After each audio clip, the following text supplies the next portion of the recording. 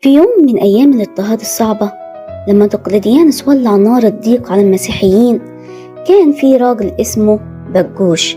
مش أي راجل، ده كان غني، بس الغنى ما كانش ماسك قلبه كان مفتوح للفقراء، للمساكين، لكل محتاج يخبط على بابه، وكان الكل يعرفه.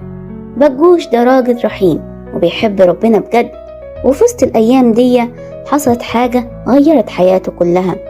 رئيس الملائكة ميخائيل ظهر له وناداه بصوت مليان قوة: قوم اشهد للسيد المسيح قدام الوالي. الكلمة دخلت قلبه زي النار وما ترددش ولا ثانية. رجع بيته، بص لكل اللي عنده، فلوس، أراضي، ممتلكات، وقال في نفسه: دي كلها ولا حاجة قدام المسيح. وفي هدوء ومن غير ضجة وزع كل اللي يملكه على الفقراء.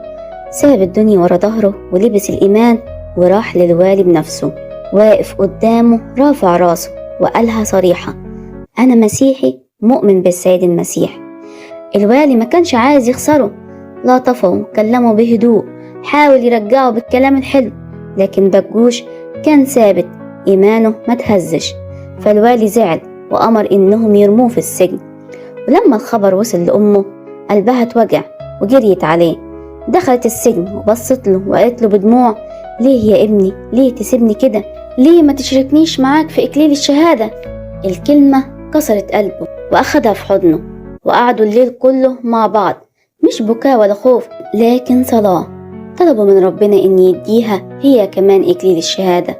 وفي الصبح الوالي استدعى القديس بجوش، وهو ماشي كانت أمه جنبه مش ساكتة، بتعلن إيمانها قدام الكل. الوالي اتجنن وأمر إنهم يقطعوا راسها، فنالت الإكليل اللي كانت بتطلبه. أما بجوش فالوالي عذبه بعذابات كتير، لكن ولا مرة أنكر إيمانه. وأخيرا صدر الحكم الأخير: قطع رأسه، ونال هو كمان إكليل الشهادة. وكان ده في قرية طمة التابعة لقاو، وطمة دي دلوقتي واحدة من مدن سوهاج. أما قاو فكانت زمان مدينة كبيرة ومركز كرسي وعاصمة ولاية، ودلوقتي بقت قرية اسمها قوم إشقاو التابعة لمركز طمة محافظة سوهاج.